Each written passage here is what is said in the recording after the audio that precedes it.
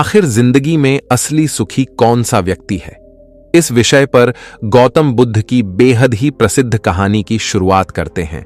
हम हमेशा उन चीजों के पीछे भागते रहते हैं जो हमारे पास नहीं हैं। हम भविष्य में उन्हें पाने के लिए लगातार प्रयास करते रहते हैं, लेकिन हम यह भूल जाते हैं कि जिस चीज को पाने का हम प्रयास कर रहे हैं उसके कारण हमारा वर्तमान दुखी हो रहा है। हमारे वर्तमान की सारी खुशियां हमसे छिन रही हैं। इस कहानी में आप यह समझ पाएंगे कि किस प्रकार आपका जो वर्तमान है वही सर्वश्रेष्ठ समय है।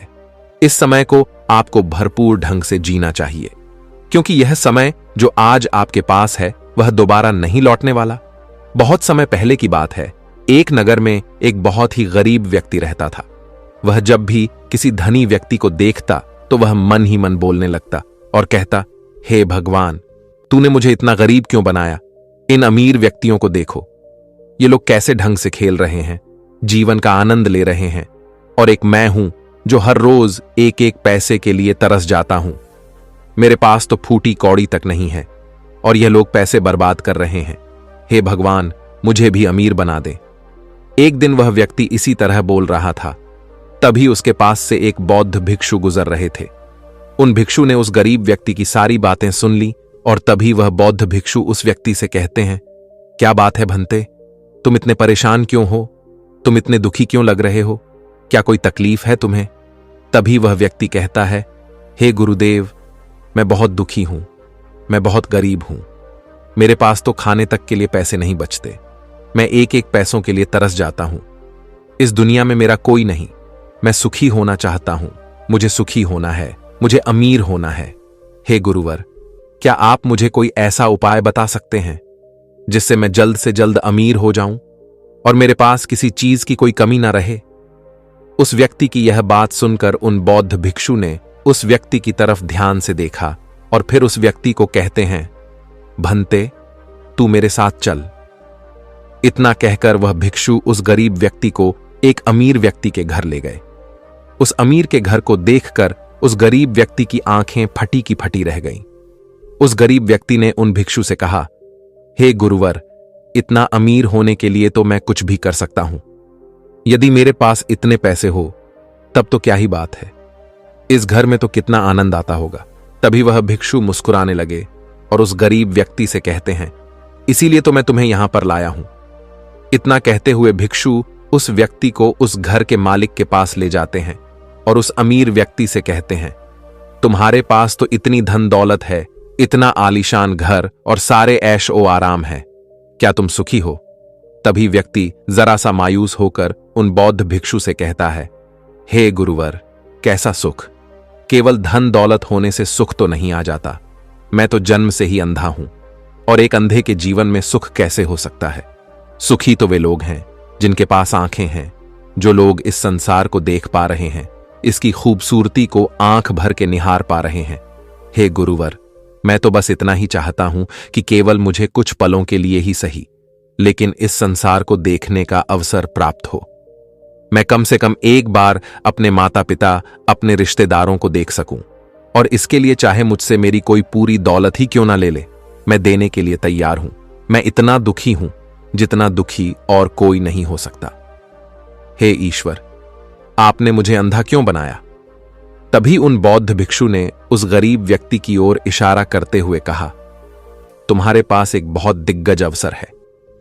यदि तुम चाहो तो केवल अपनी आंखें देकर तुम इस अन्य व्यक्ति की सारी धन दौलत ले सकते हो और उसके बाद तुम भी अमीर बन जाओगे, तुम भी सुखी हो जाओगे, तुम्हें तुम्हारा सुख मिल जाएगा और इस अंधे व्यक्ति को उसका सुख प्राप्त हो जाएगा। तभी वह गरीब व्यक्ति कहता है, नहीं नहीं गुरुजी, आप ये क्या कह रहे हैं? बिना आंखों के मैं अमीर होकर क्या करूंगा? ना गुरु, ना मैं अपनी आंखें नहीं दूंगा। तभी वह बौद्ध भिक्षु उस गरीब व्यक्ति से कहते हैं, एक बार फिर से सोच लो, इतना अच्छा अवसर तुम्हें दोबारा नहीं मिल पाएगा। तभी वह गरीब व्यक्ति कहता है, यदि आपके पास कोई और मार्ग है तो बताइए, अन्यथा मैं अपने घर चलता हूं। तभी वह भिक्षु उस युवक से कहते हैं, ठीक है, ठीक है, यदि तुम अपनी आंखें नहीं देना चाहते तो कोई बात नहीं, हम कोई और रास्ता निकाल लेते हैं। तभी वह बौद्ध भिक्षु उस व्यक्ति का हाथ धरकर उसे एक और धनी व्यक्ति के घर ले जाता है। इस धनी व्यक्ति का घर पहले वाले धनी व्यक्ति से और भी ज्यादा विशाल था। यह देखकर वह गरीब व्यक्ति कहता है, अरे अरे, इतना आलीशान घर मैंने आज तक नहीं देखा था।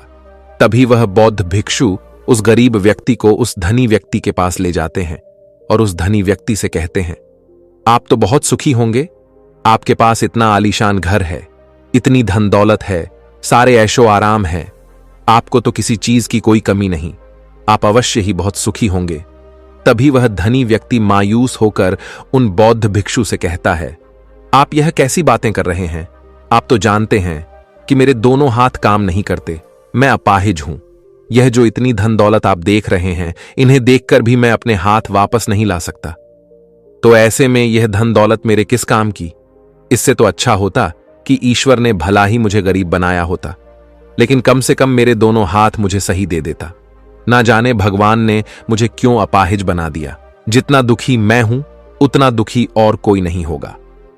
तभी एक बार फिर उन बौद्ध भिक्षु ने उस गरीब व्यक्ति की ओर इशारा करते हुए कहा, भंते, तुम्हारे पास एक और मौका है। यदि तुम चाहो तो अपने दोनों हाथ देकर इस अमीर व्यक्ति की सारी धन दौलत ले सकते हो। क्या कहते हो? क्या तुम तैयार हो? और अब की बार तो तुम्हें आंखें भी नहीं देनी होगी, तुम्हारी आंखें तुम्हारे साथ ही रहेंगी।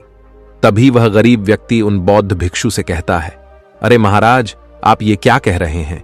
एक अपाहिज होकर मैं इस धन दौलत का क्या करूंगा? क्या आपके पास कोई ऐसा अमीर व्यक्ति नहीं है जिसका पूरा शरीर भी स्वस्थ हो और उसके पास बेशुमार धन दौलत भी हो?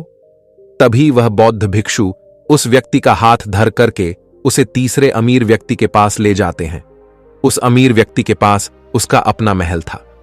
यह देखकर वह गरीब व्यक्ति उन बौद्ध भिक्षु से कहता है, हे गुरुवर, यह तो अवश्य ही बहुत सुखी होगा। इसके पास तो इतना आलीशान महल है, इसके पास तो इतनी सारी धन दौलत है, ये अवश्य ही बहुत खुश रहते होंगे, इनका जीवन तो आनंद में होगा।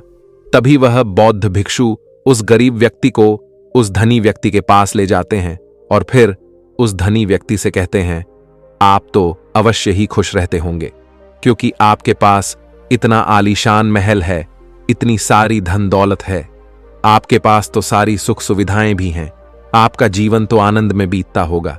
इसके जवाब में वह अमीर व्यक्ति कहता है, हे गुरुवर, कैसा आनंद! मुझ जैसा दुखी इस दुनिया में और कोई नहीं होगा। मैं आज बहुत दर्द में हूं। मेरी पत्नी ने मुझे धोखा दे दिया है, वह किसी और से प्रेम करती है जो मुझसे भी अमीर है। आज मुझे समझ आया कि यह धन दौलत कभी किसी को सुख दुख नहीं दे सकती, और जब मन में दुख हो तो यह धन दौलत किस काम की। मुझसे सुखी तो वह गरीब इंसान होगा जिसकी पत्नी कम से कम उसके साथ तो है, वो उसके साथ वफादार तो है।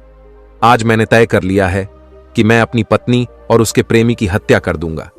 यह सुनकर वह भिक्षु उस अमीर व्यक्ति से कहते हैं, इससे पहले कि तुम ऐसा कदम उठाओ, कम से कम मुझे भोजन तो करवा दो।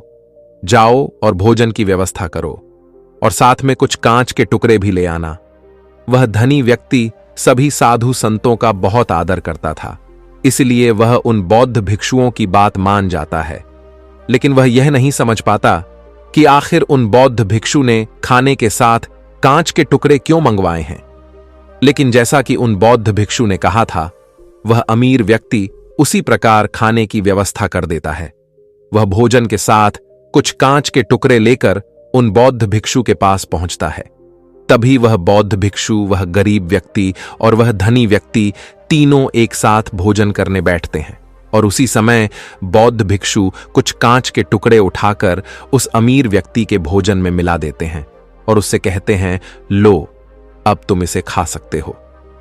वह अमीर व्यक्ति अचंभित हो गया और उन बौद्ध भिक्षु से कहता है, हे गुरुवर, आप यह क्या कह रहे हैं? इस खाने में तो कांच के टुकड़े आपने मिलाए हैं, इस भोजन को मैं कैसे खा सकता हूं? यदि यह भोजन मैं करूंगा तो इससे मुझे बहुत तकलीफ होगी और हो सकता है कि मेरी मृत्यु भी हो जाए। तभी वह भिक्षु मुस्कुराने लगे और उस अमीर व्यक्ति से कहते हैं, तुम्हें यह बात तो समझ में आ गई, लेकिन तुम्हें यह बात नहीं समझ में आती कि अगर इस भोजन को खाना है तो इस भोजन के कांच के टुकड़ों को तुम्हें निकालकर अलग करना ही होगा, तभी यह भोजन तुम्हारे खाने योग्य बनेगा और तब यह भोजन तुम्हें कोई तकलीफ नहीं देने वाला, बल्कि तुम्हें सुख ही प्रदान करेगा।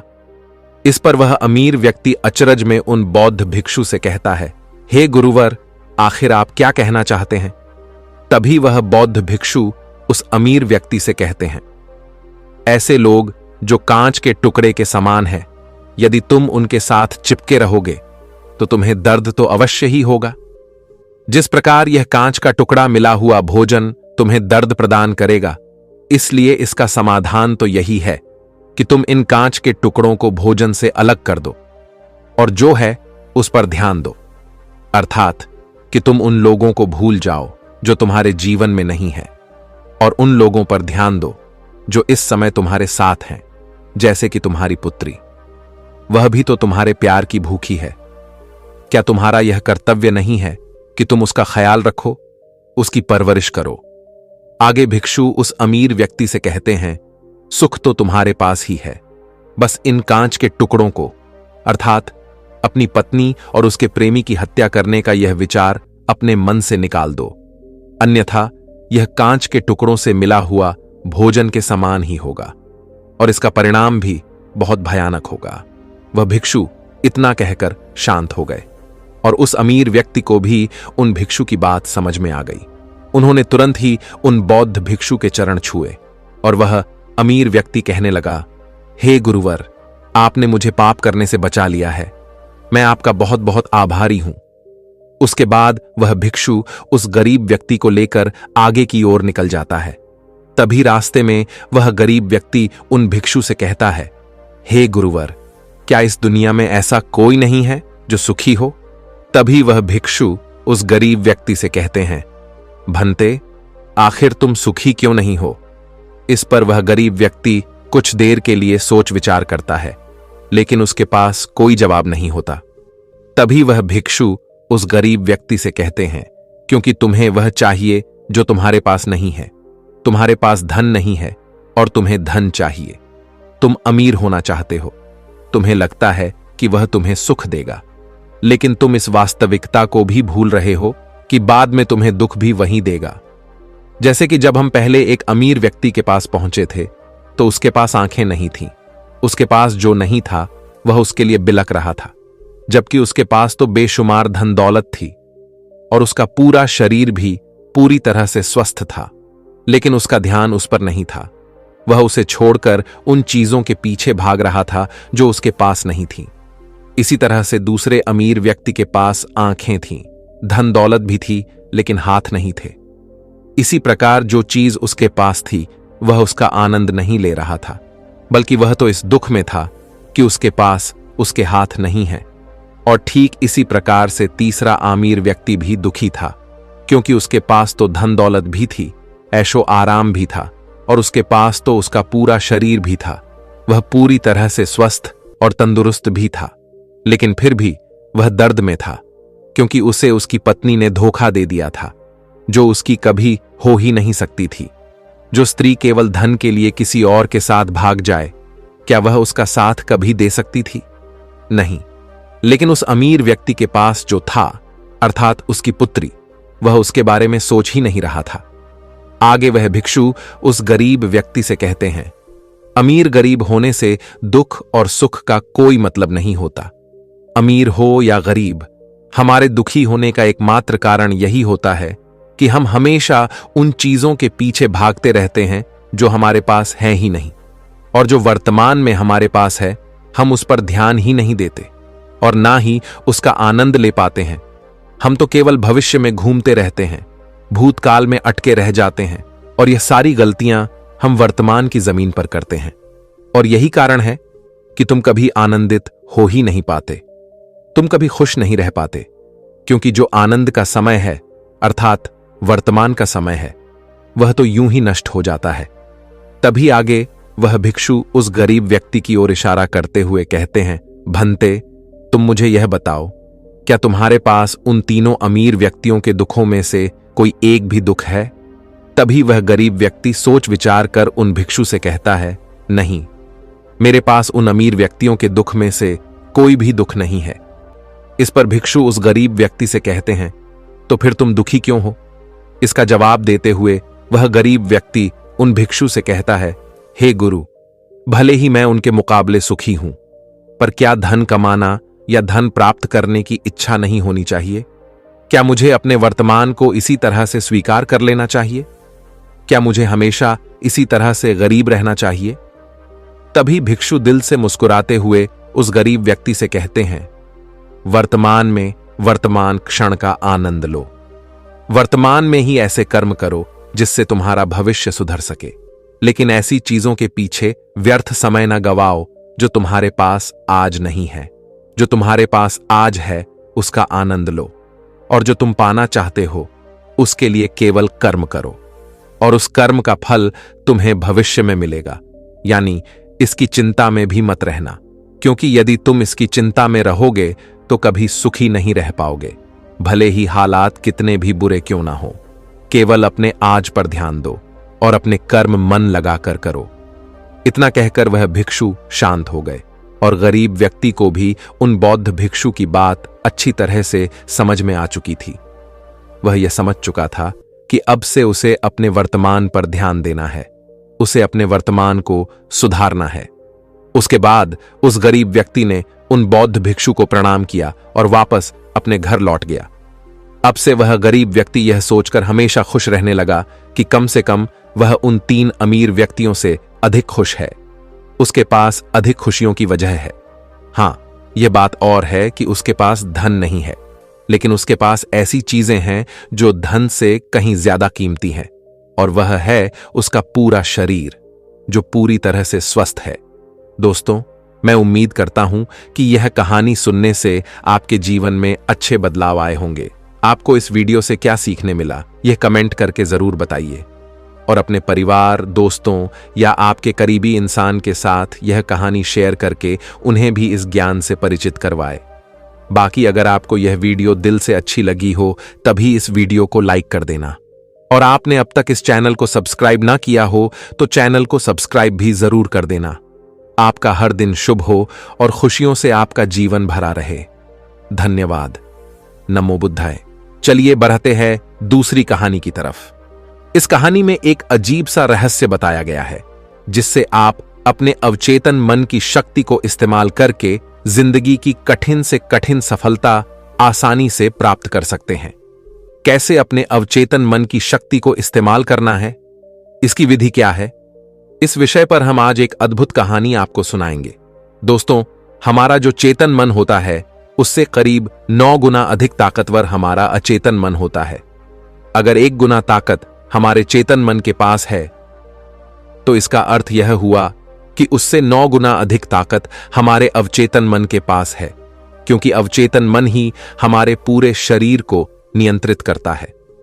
चेतन मन हमारे दिमाग का एक हिस्सा है जो हमारे विचारों और भावनाओं से प्रेरित होता है, और हमारा चेतन मन ही तर्क वितर्क करने में हमारी मदद करता है।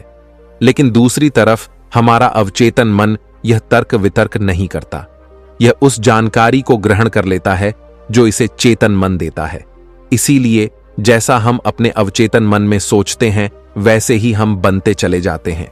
क्या आपने कभी इन बातों पर विचार किया है कि कोई व्यक्ति दुखी क्यों है और वहीं पर दूसरा व्यक्ति इतना सुखी क्यों है? एक व्यक्ति सुख और समृद्धि से भरा हुआ है, वहीं पर दूसरा व्यक्ति इतना गरीब और दुखी क्यों है? एक व्यक्ति भयभीत है जबकि दूसरा व्यक्ति आस्था और विश्वास से भरा हुआ है।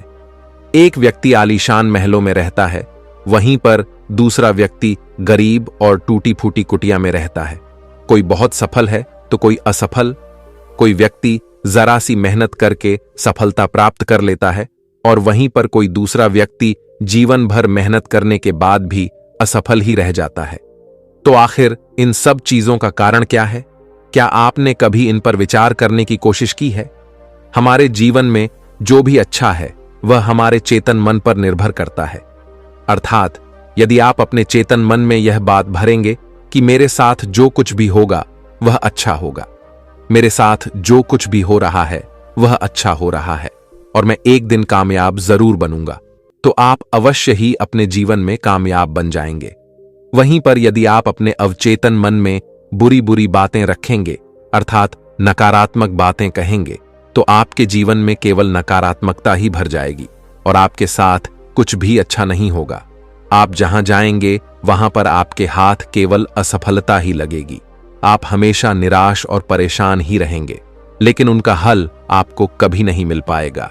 इसलिए यदि आप भी अपने मन को अच्छी तरह से जानना चाहते हैं, वह सेवा काम करवाना चाहते हैं जो आप चाहते हैं, उसे अपने नियंत्रण में रखना चाहते हैं, तो इस कहानी को अंत तक जरूर देखिएगा, क्योंकि इस वीडियो में आपको ऐसी महत्वपूर्ण जानकारियां मिलेगी जिसकी मदद से आप अपना जीवन अच्छे से जी सकते हैं। आप जो चाहे उसे हासिल कर सकते हैं।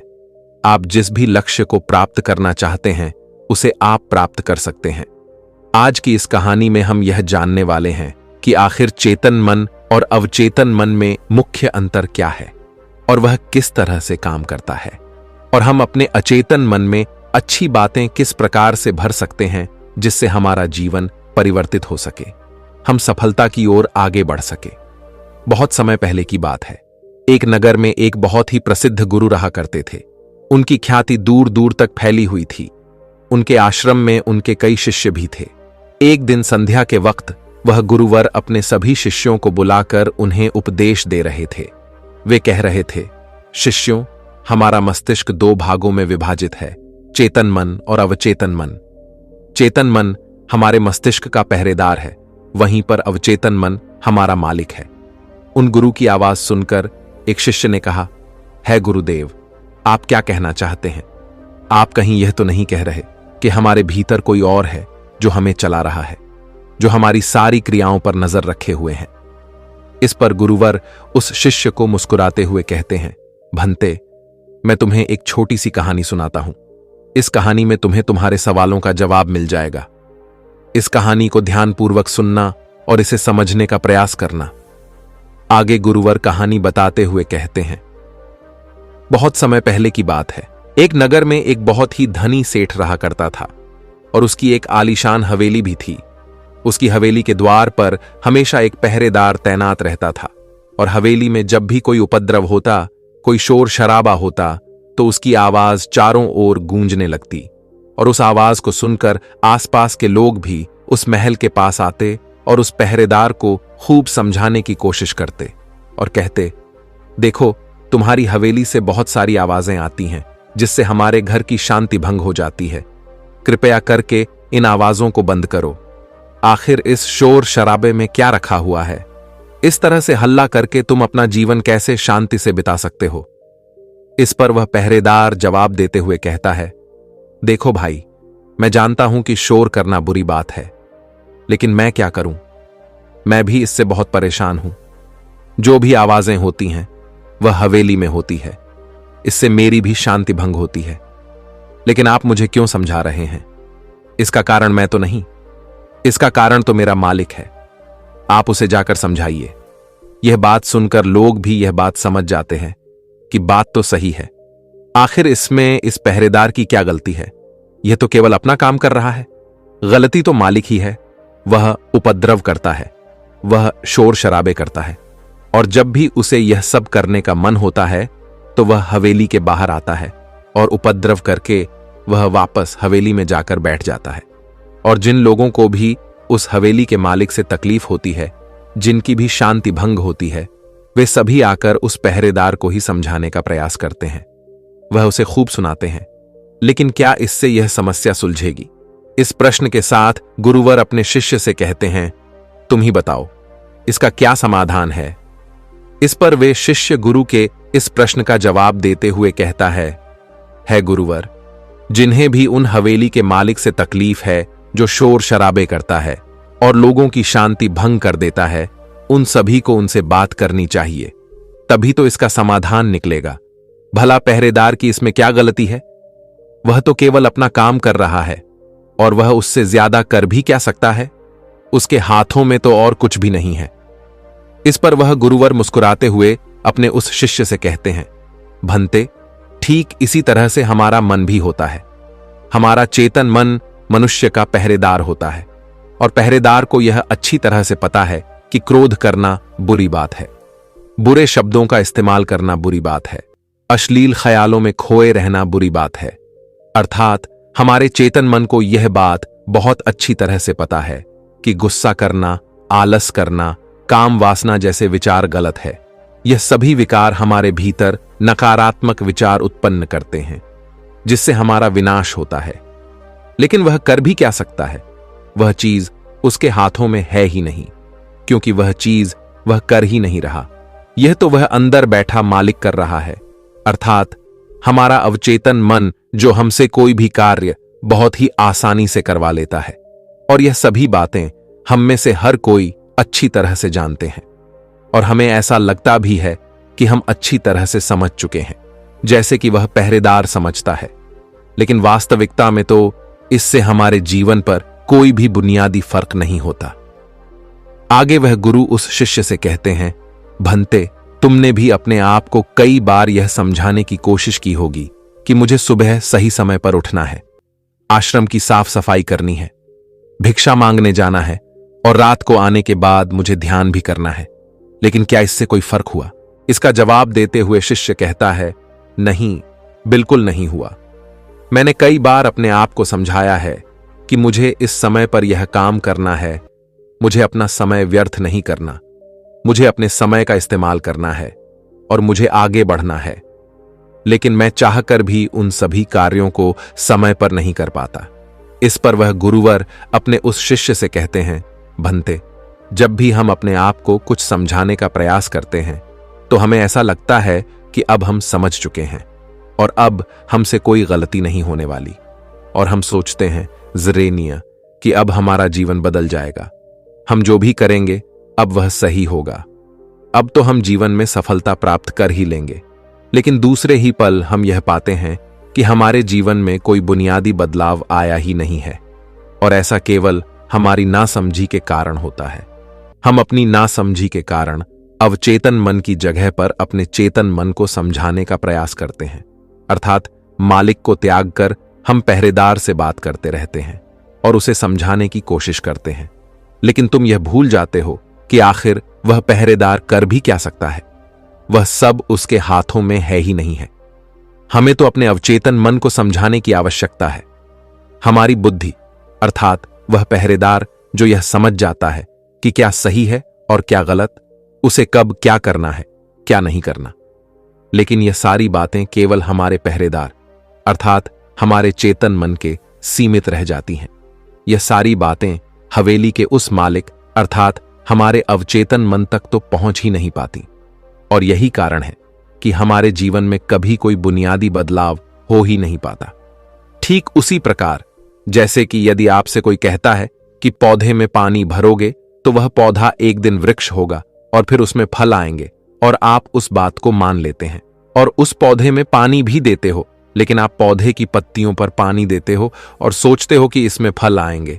लेकिन जरा एक बार के लिए यह सोचिए, अगर पत्तियों में पानी दोगे तो उसमें फूल और फल कैसे आएंगे? हमें तो उस पौधे की जड़ में पानी देने की आवश्यकता है, लेकिन हम में से अधिकांश लोग केवल पत्तियों पर ही पानी छिड़क कर अपने आप को बहुत भाग्यशाली समझने लगते हैं। लेकिन वे यह भूल जाते हैं कि जो जो पानी वह पत्तियों पर दे रहे हैं, वह पानी पेड़ की गहराइयों में तो जा ही नहीं पा रहा, तो ऐसे में उस पौधे पर फल कैसे लगेंगी? ठीक इसी प्रकार हम भी अपने मन के साथ करते हैं, और यही कारण है कि हम अपने जीवन में जो भी चाहते हैं वह हमें नहीं मिल पाता। हम अपने जीवन में फल चाहते हैं, लेकिन वह हमें नहीं मिल पाता। इस पर शिष्य उन गुरुवर से कहता है गुरुवर, तो फिर हमें क्या करना चाहिए? क्या ऐसा कोई उपाय है जिससे हम अपने चेतन मन की सारी बातें अपने अवचेतन मन तक पहुंचा सकें? ऐसी कोई प्रक्रिया है जिसमें हम अपने संदेश को अपने चेतन मन तक पहुंचा सके? इस पर वह गुरुवर शिष्य से कहते हैं, भंते, यदि तुमने अपने संदेश को चेतन मन तक पहुंचा दिया, तब तुम जो चाहोगे वह इच्छा प्राप्त कर सकते हो। तुम जैसा चाहो उस लक्ष्य को प्राप्त कर सकते हो, क्योंकि हमारा अवचेतन मन हमारे चेतन मन से 9 गुना अधिक शक्तिशाली होता है।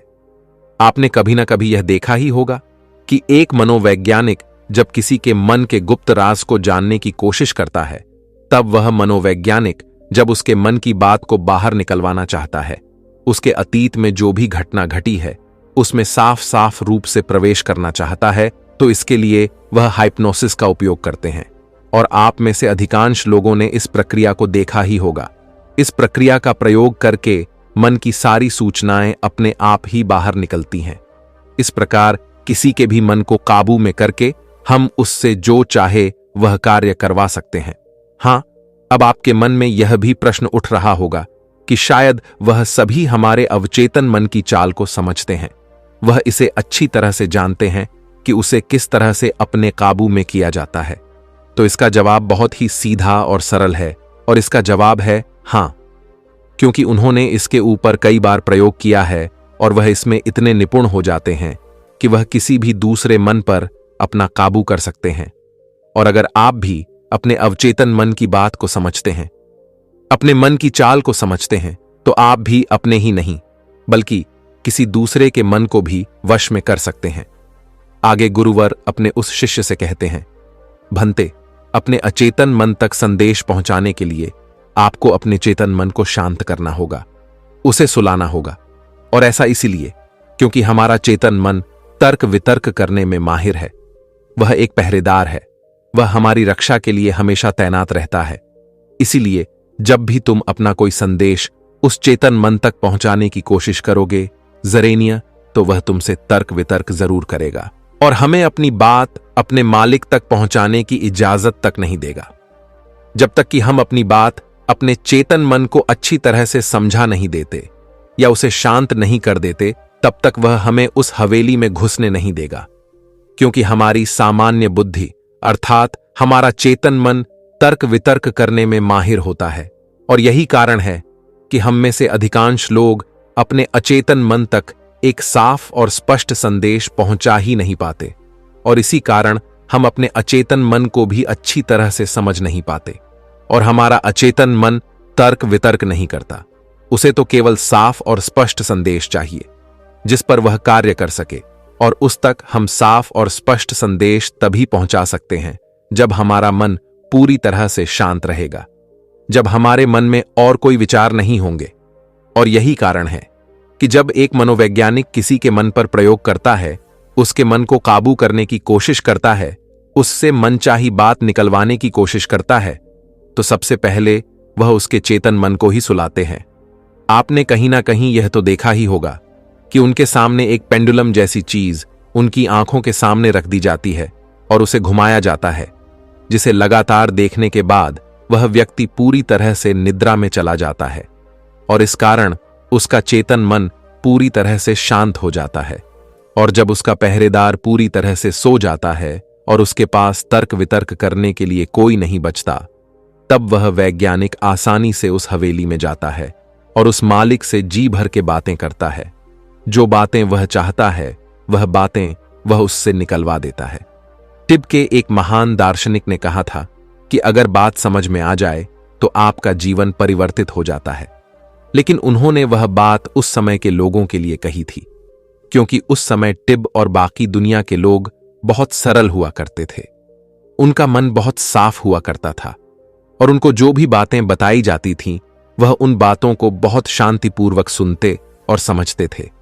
उस समय कोई भी तर्क वितर्क नहीं करता था, और जब कोई व्यक्ति तर्क वितर्क करने में माहिर होता था तो वह उसे तर्क वितर्क करने देते और शांति से केवल उसकी बातें सुनते, जब तक कि व्यक्ति तर्क वितर्क करके थक ना जाए।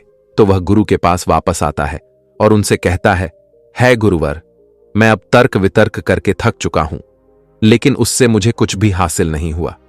कृपया करके अपना कोई मार्ग बताइए, आप मुझे अपने तरीके से समझाएं। अब मैं उसमें कोई भी अवरोध उत्पन्न नहीं करूंगा। ठीक इसी प्रकार से हमारी बुद्धि भी काम करती है। जब हमारा मस्तिष्क तर्क वितर्क करके थक जाता है, तब उसे इस बात का एहसास होता है कि तर्क वितर्क करके उसे कुछ भी हासिल नहीं होने वाला, और उस समय तक उसे कुछ भी समझ में नहीं आएगा। अगर आपको यह वीडियो दिल से अच्छी लगी हो, तभी इस वीडियो को लाइक कर देना, और आपने अब तक इस चैनल को सब्सक्राइब ना किया हो तो चैनल को सब्सक्राइब भी जरूर कर देना। आपका हर दिन शुभ हो और खुशियों से आपका जीवन भरा रहे। धन्यवाद। नमो बुद्धाय।